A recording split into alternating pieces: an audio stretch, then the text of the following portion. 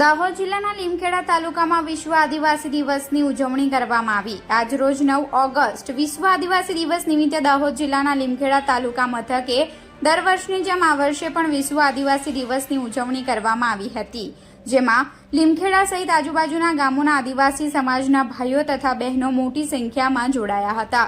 Hasteshwar school મોટા હાથીદરાથી લઈને સમગ્ર લીમખેડા નગરમાં રેલી કાઢવામાં આવી હતી।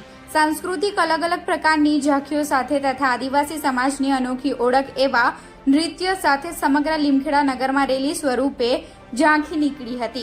आ दिवस एटले के 9 ऑगस्ट विश्व आदिवासी दिवस दाहोद जिल्लामां अने आदिवासी समाजमां एक अनेरा उत्सव समान उजववामां आवे छे अने आनुं आदिवासी समाजमां घणुं महत्व होय छे।